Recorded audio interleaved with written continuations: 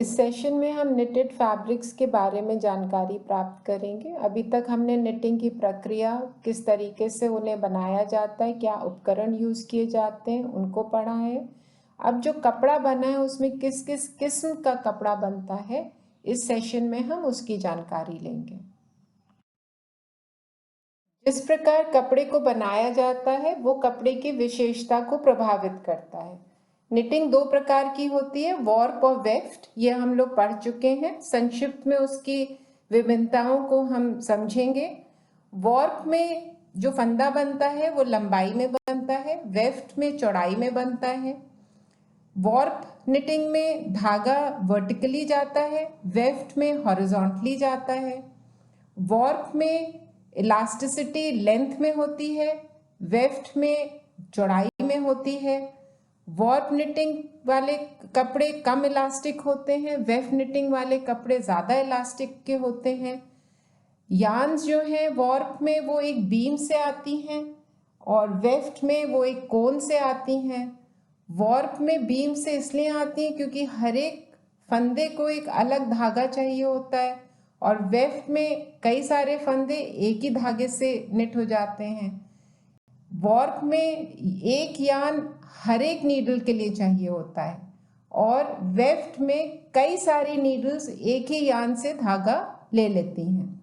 Warp knitted वाले कपड़े क्योंकि इलास्टिसिटी कम होती है इसलिए वो श्रिंक भी कम करते हैं। वेफ्ट निटिंग में इलास्टिसिटी ज़्यादा होती है इसलिए वो श्रिंक भी ज़्यादा करते हैं। आधुनिक फैशन की दुनिया में निटेड कपड़ों की एक अहमियत है क्योंकि ये कपड़ा बहुत ही लचीला होता है। छोटे छोटे पीसेस बनाए जा सकते हैं। ये कपड़ा जो है हर एक डायरेक्शन में खिंचाव रखता है। हर एक कपड़े का एक राइट साइड और रॉन्ग साइड आसानी से पहचाना जा सकता है। बनाने में आसान होता है, इसको बनाने में बहुत ज़्यादा लागत भी नहीं आती है। जो फैशन में जो चेंजेस होते रहते हैं उनको बहुत जल्दी इस प्रक्रिया में अडॉप्ट किया जा सकता है। अगर हाई क्वालिटी फैब्रिक बनाना है तो हमें ऐसा धागा लेना चाहिए जो बराबर की मोटाई का हो। निटेड फैब्रिक्स क्योंकि लूपदार प्रक्रिया से बनते हैं इसलिए कम अपारदर्शी होते हैं। इनसे बने हुए कपड़े बहुत ज़्यादा कंफर्टेबल होते हैं और बहुत आसानी से फिट आ जाते हैं। क्योंकि इसका फाइबर एक अच्छा इंसुलेटर होता है इसलिए सर्दियों में ये कपड़े गर्म होते हैं। इनमें खिंचाव होता है तो इसमें सिकुड़न भी नहीं आती है, परंतु अगर एक भी स्टिच अगर गिर जाए तो वो एक लैडर सा बन जाता है, धागे सीधे सीधे हो जाते हैं। और ये कपड़ा क्योंकि खिंचाव ज़्यादा होता है तो इसमें डायमेंशनल स्टेबिलिटी कम होती है, मतलब जो कपड़े का आकार है वो एक सा हमेशा नहीं रहता, वो डिस्टॉर्ट होता है और श्रिंकेज भी ज़्यादा होती है। इनसे बने हुए कपड़े रुए आ जाते हैं और लटक जाते हैं, इसीलिए इनको काटना और सिलना थोड़ा मुश्किल होता है। जो कटिंग हम करते हैं उसमें ओवरलॉकिंग करना बहुत ज़रूरी होता है और इन्हें विशेष मशीनों द्वारा ही सिला जाता है। कपड़े की जो क्वालिटी है वो उसकी डेंसिटी पर निर्भर करती है, यानी कि वेल्स पर सेंटीमीटर या कोर्सेस पर सेंटीमीटर। ये निटेड फैब्रिक्स का वर्गीकरण है जो वॉर्प और वेफ्ट निटिंग प्रक्रिया से बनाए जाते हैं। इनको आगे की स्लाइड्स में हम एक एक करके डिस्कस करेंगे। Weft fabric flat bed knitting machine या सर्कुलर बेड निटिंग मशीन से बनाया जा सकता है। इसमें महत्वपूर्ण ये है कि 4 स्टिचेस यूज़ होते हैं। एक प्लेन स्टिच है जिसको हम निट कहते हैं या सीधा स्टिच कहते हैं, एक पर्ल स्टिच है जिसको हम उल्टा स्टिच कहते हैं, रिब स्टिच मतलब एक सीधा एक उल्टा, और इंटरलॉक स्टिच मतलब आगे पीछे जब हम स्टिचेस को बुन लेते हैं। फ्लैट या जर्सी नेट वो होता है जिसमें सामने की तरफ सीधी सिलाई दिखती है और पीछे की तरफ उल्टी, यानी कि सामने की तरफ आपको वी में कॉलम्स दिखेंगे और पीछे की तरफ आपको हॉरिजॉन्टल लाइंस दिखेंगी। ये बहुत जल्दी बनता है फैब्रिक, इसलिए इनएक्सपेंसिव भी होता है और इसमें बहुत सारे वैरायटी ऑफ पैटर्न्स बन सकते हैं। परंतु इसमें अगर धागा टूट जाता है तो पूरा का पूरा फंदा खुलकर नीचे गिर जाता है। पर्ल नेट फैब्रिक दोनों तरफ से एक सा लगता है। इसकी प्रोडक्शन स्पीड बहुत धीमी होती है। इसमें एक सिलाई सीधी और एक सिलाई उल्टी बुनी जाती है। ये फैब्रिक क्योंकि रिवर्सिबल होता है, ये साइड्स इसकी कर्ल नहीं करते और इसको फ्लैट बिछाया जा सकता है। ये लंबाई के डायरेक्शन में इसमें खिंचाव होता है। मटेरियल इसका बल्की होता है और इससे बच्चों के कपड़े बनाए जाते हैं। रिब स्टिच निट फैब्रिक दोनों तरफ से एक सा दिखता है। दोनों तरफ इसमें कॉलम्स और वेल्स एक सी दिखती हैं। इसमें एक फंदा उल्टा और एक फंदा सीधा बुना जाता है, इसलिए इसको रिबिंग इफेक्ट कहते हैं। ये ज़्यादातर बॉर्डर्स में यूज़ होता है, स्वेटर्स के नीचे की तरफ, कफ्स में या कॉलर्स में। ये फैब्रिक रिवर्सिबल होता है और इसमें बहुत अच्छी इलास्टिसिटी होती है। ये दोनों फ्लैट मशीन्स में और सर्कुलर निटिंग मशीन्स पर बनाया जा सकता है। कार्डिगन्स में रिब निट से थोड़ा सा रेज्ड इफेक्ट लाया जाता है। ये थोड़ी सी इनकी बनावट मोटी होती है क्योंकि इसमें टक स्टिच का प्रयोग होता है। कार्डिगन्स दो प्रकार के होते हैं, हाफ कार्डिगन और फुल कार्डिगन।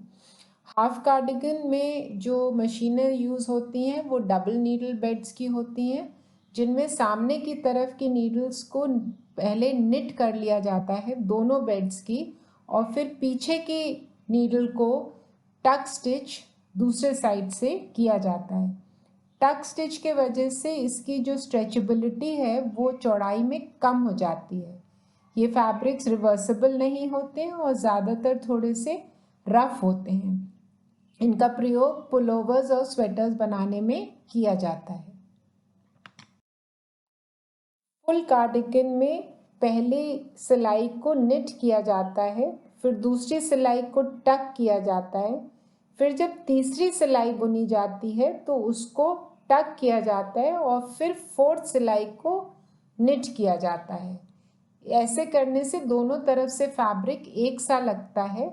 क्योंकि इसमें बहुत ज़्यादा टक लूप का प्रयोग किया जाता है, इसलिए फैब्रिक बल्की होता है और मोटा होता है, तो इसे ज़्यादातर मोटे गेज पे बनाया जाता है। इसका प्रयोग स्वेटर और फैशन गारमेंट्स में किया जाता है। ज़्यादातर कार्डिगन्स जो बनते हैं वो वुल और एक्रिलिक के बनते हैं। मिलानो रिब फैब्रिक्स में फंदे को निट किया जाता है और कुछ फंदों को बिना बुने छोड़ दिया जाता है, जिससे कि उसमें एक गैप आ जाता है। ये हाफ और फुल मिलानो वेरिएशंस में कपड़ा मिलता है। हाफ मिलानो में हम एक कोर्स को दोनों तरफ से बुनने के बाद फिर फ्रंट नीडल पर हम बिना बुने छोड़ देते हैं, जिससे कि वो अनबैलेंस स्ट्रक्चर होता है। ये ज़्यादातर मोटे गेज पे बुना जाता है और स्वेटर्स के लिए प्रयोग किया जाता है। फुल मिलानो में हम थोड़ा सा वेरिएशन इसमें कर देते हैं, जिसमें हम जो निटिंग नीडल्स होती हैं उनको हम फ्रंट पे निट करते हैं पहले, और फिर सेकंड वाले में हम फिर निट करते हैं, और थर्ड में हम सिर्फ पीछे वाली नीडल्स को निट करते हैं, सामने वाले को छोड़ देते हैं, जिससे वो एक गैपिंग उसमें आ जाती है। ये बहुत बारीक कपड़ा होता है और बारीक धागे से बुना जाता है। ये हाफ मिलानो रिब से इसकी स्टेबिलिटी ज़्यादा अच्छी होती है और इसका प्रयोग जो है वो सूटिंग फैब्रिक्स के लिए किया जाता है। Interlock stitch knit fabric rib stitch knits के वेरिएशन हैं। इनमें आगे और पीछे दोनों इंटरलॉक्स यूज़ किए जाते हैं। ये कपड़े ज़्यादा भारी होते हैं और मोटे होते हैं, और इनमें जो इंटरलॉकिंग स्टिच होता है इसके वजह से स्टिच गिरने पर ये खुलता नहीं है और इसके साइड से भी धागे निकलते नहीं हैं। इंटरलॉकिंग स्टिचेस के वेरिएशन से डबल नेट फैब्रिक बनता है। ये वेफ नेटेड फैब्रिक्स होते हैं जिनको दो सेट ऑफ नीडल बेड्स से बनाया जाता है, जो एक दूसरे के परपेंडिकुलर रखी जाती हैं। फैब्रिक स्ट्रक्चर जो है वो ज़्यादा स्टेबल और कॉम्पैक्ट होता है। इसमें धागे नहीं निकलते और साइड से फैब्रिक कर्ल भी नहीं करता है। पॉलिएस्टर और वुल का फाइबर यूज़ करा जाता है बहुत ही इंटरेस्टिंग डिज़ाइंस और टेक्सचर्स बनाने के लिए, और इसमें एक कोर्स को निट करने के लिए 1 या 2 यार्न्स की आवश्यकता पड़ती है। Warp knitted fabric special knitting machine से बनाए जाते हैं। वॉर्प निटिंग की ये एक प्रकार है जिसमें मल्टीपल यार्न से धागा मल्टीपल लूप्स में आता है। इसकी बुनाई बहुत बारीक होती है। पिक ग्लास से इसके स्टिच को देखा जा सकता है। राइट साइड में इसमें वर्टिकल निटिंग लूप्स होती हैं और बैक साइड में हॉरिजॉन्टल फ्लोट्स होते हैं। वॉर्प निटिंग की वजह से ये बहुत जल्दी खुलता नहीं है कपड़ा। इसकी अच्छी क्वालिटीज़ जो हैं वो ट्राइकॉर्ड और रेशियल निट से बनाई जाती हैं, और इसके जितने भी यार्न्स होते हैं वॉर्प के वो आपस में पैरेलल मेंटेन किए जाते हैं। ट्राइकॉर्ड निट फैब्रिक ज़्यादातर फिलामेंट यार्न से बनता है क्योंकि उसका जो डायमीटर होता है वो बहुत बराबर होता है और हाई क्वालिटी की ज़रूरत होती है क्योंकि ये ट्राइकॉर्ड मशीन्स बहुत हाई स्पीड पर चलती हैं। जो कपड़ा ट्राइकॉर्ड निटिंग मशीन से बनता है वो ज़्यादातर प्लेन होता है और सिंपल ज्योमेट्रिकल डिज़ाइंस होते हैं। जो सामने की तरफ का कपड़ा होता है उसमें वर्टिकल वेल्स दिखते हैं और जो बैक साइड होता है उसमें क्रॉस वाइज कोर्सेज दिखते हैं। रेशियल निट फैब्रिक्स को स्पन और फिलामेंट यार्न्स दोनों से बनाया जाता है। इसमें अलग अलग वेट और किस्म का धागा यूज होता है। ज़्यादातर रेशियल निटिंग्स आप पहचान सकते हैं क्योंकि उसमें बहुत इंट्रिकेट डिज़ाइंस होती हैं और बहुत खुले खुले स्पेसेस होते हैं जैसे क्रोशिया की लेस, और इसमें 3D इफ़ेक्ट्स भी बहुत अच्छे बनाए जा सकते हैं। केबल निट फैब्रिक में जब स्टिचेस को निट करते हैं तो जो बाद के स्टिचेस होते हैं वो पहले निट हो जाते हैं और जो पहले के स्टिचेस हैं वो बाद में निट होते हैं। तो स्टिचेस की इंटरलूपिंग हो जाती है जिससे कि एक रोप की तरह वो डिज़ाइन लगने लगता है। इससे सर्फेसेस बहुत अच्छे और इंटरेस्टिंग बन जाते हैं और इसका प्रयोग ज़्यादातर स्वेटर्स में किया जाता है। बर्ड्स आई निट फैब्रिक में निट स्टिच और टक स्टिच का प्रयोग किया जाता है। टक स्टिच के वजह से बहुत अच्छी आईलेट्स बन जाती हैं या होल्स बन जाते हैं कपड़े में, वहीं से इसका नाम आता है बर्ड्स आई निट फैब्रिक। इसको ज़्यादातर मल्टी कलर्ड थ्रेड से बनाया जाता है और ये बहुत ज़्यादा विमेंस क्लोथिंग में पॉपुलर फैब्रिक है। पॉइंटेल निट फैब्रिक ये डबल निट लेसी फैब्रिक की तरह होता है। इसमें मिस स्टिचेस ज़्यादा होते हैं जिससे कि इसमें होल्स बन जाते हैं और ये कपड़ा बहुत जालीदार लगता है, इसीलिए इसका प्रयोग महिलाओं के वस्त्रों में और बच्चों के वस्त्रों में किया जाता है। Intarsia knit fabric single knit fabric की एक किस्म है। इसको मल्टी कलर्ड यार्न से बनाया जाता है। दोनों तरफ से पैटर्न एक सा लगता है। मल्टी कलर्ड धागा यूज करने के बावजूद इसमें पीछे की तरफ लंबे लंबे धागे नहीं दिखते हैं, फ्लोट्स नहीं दिखते हैं। ज्योमेट्रिकल पैटर्न्स का ये डिज़ाइन होता है और इसका प्रयोग शर्ट्स, ब्लाउजेस और स्वेटर्स के लिए किया जाता है। जैसे जकार्ड लूम्स होती हैं वैसे ही सर्कुलर निटिंग मशीन्स में जकार्ड मैकेनिज्म लगाकर हम विस्तृत डिज़ाइंस निटिंग में बना सकते हैं। स्टिच के कॉम्बिनेशंस, धागों की किस्म, रंग, टेक्सचर इत्यादि का प्रयोग कर हम विभिन्न तरीके के पैटर्न्स इसमें बना लेते हैं।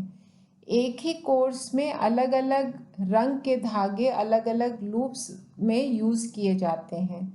इस निटिंग में फ्लोट्स का एक अपना महत्व है क्योंकि एक ही लाइन में हम अलग अलग रंग यूज़ कर रहे हैं, इसलिए पीछे की तरफ हमें फ्लोट्स बहुत ज़्यादा देखने को मिलते हैं। ये स्वेटर इंडस्ट्री में बहुत ज़्यादा यूज़ किया जाता है। निटेड टेरी फैब्रिक में स्पेशल अटैचमेंट लगता है सर्कुलर निटिंग मशीन में जिससे कि फैब्रिक के सरफेस पर लूप्स आ जाते हैं। ये कुछ आपके टॉबलिंग मटेरियल से मिलता जुलता होता है जिससे कि सामने की तरफ एक पाइल बन जाती है और पीछे की तरफ से वो 2 सेट ऑफ यार्न से कपड़ा बुना जाता है। निट टेरी बहुत ही सॉफ्ट मटेरियल होता है, बहुत फ्लेक्सिबल होता है और कंफर्टेबल होता है।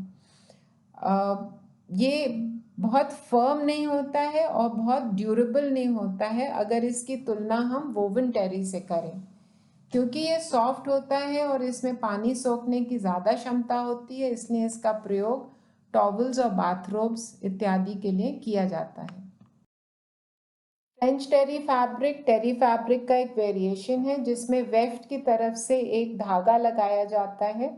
इसमें भी लूप्स और पाइल्स आते हैं, एक ही तरफ आते हैं। ये कपड़े बहुत ज़्यादा स्ट्रेच करता है और रुए की तरह इसका फील होता है। बहुत कंफर्टेबल कपड़ा होता है, इसकी अब्जॉर्बेंसी बहुत ज़्यादा होती है और इसका खिंचाव भी बहुत होता है।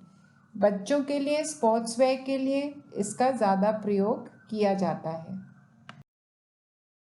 निटेड वेलोर फैब्रिक टेरी फैब्रिक की तरह ही बनता है। इसमें भी एक एडिशनल यान लगाया जाता है जिससे कि लूप सरफेस में बन जाए। फ़र्क सिर्फ इतना होता है कि इसकी लूप्स को ऊपर से काट दिया जाता है जिससे कि इसमें एक हल्का सा फर इफेक्ट आ जाता है। इसको अलग अलग कलर्स में डाई कर लिया जाता है और इसको जैकेट्स, ब्लाउजेस और ड्रेसेस मटेरियल के लिए यूज़ किया जाता है। स्लाइवरनेट फैब्रिक पाइल जर्सी फैब्रिक की एक किस्म है। इसमें जो पाइल होती है वो बहुत लंबी होती है। विशेष प्रकार के सर्कुलर निटिंग मशीन्स में स्पेशल अटैचमेंट लगाया जाता है जिससे कि जो एडिशनल यार्न लगा रहे हैं हम, उससे लंबे लंबे फाइबर्स सामने की तरफ निकल कर आ सकें। ये फाइबर ज़्यादा डेंस होते हैं और लंबे होते हैं और इसमें एनिमल प्रिंट्स भी मिल जाते हैं। ये फर का एक इमिटेशन की तरह प्रयोग किया जा सकता है और ये ज़्यादा पॉपुलर होते हैं क्योंकि ये हल्के होते हैं, ज़्यादा स्ट्रेचेबल होते हैं। इनको बहुत ज़्यादा केयर की ज़रूरत नहीं होती है, इसलिए इनका प्रयोग जैकेट्स और कोट्स में ज़्यादातर किया जाता है। इसी तरीके से फ्लीस निट फैब्रिक बनाया जाता है जिसमें वेफ्ट की तरफ से एक एडिशनल यार्न इंसर्ट करा जाता है हर एक लाइन में, जिससे कि डेकोरेटिव और फंक्शनल डिज़ाइंस बनते हैं। ये कपड़े को ज़्यादा स्टेबिलिटी दे देते हैं और ये बहुत ज़्यादा कंफर्टेबल होते हैं। जब इस यार्न से बने पाइल्स को काट दिया जाता है या नैप कर दिया जाता है तो इसको हम फ्लीस कहते हैं। ज़्यादातर कॉटन पॉलिएस्टर, वुल या एक्रिलिक से ये कपड़ा बनाया जाता है जिसका प्रयोग जैकेट्स, ड्रेसेस, स्पोर्ट्सवेयर और स्वेटर्स में किया जाता है। तो आपने देखा कि निटिंग की प्रक्रिया से वेफ्ट और वॉप दोनों निटिंग्स को लेकर हम किस तरीके से विभिन्न तरीके के प्लेन कपड़े जो स्पोर्ट्स वेयर में यूज़ होते हैं, टी शर्ट्स में यूज़ होते हैं, या उससे भारी कपड़े जो कोट्स में यूज़ होते हैं या ड्रेसेस में यूज़ होते हैं, से लेकर फर फैब्रिक तक भी हम निटिंग की प्रक्रिया से बना लेते हैं। Thank you so much.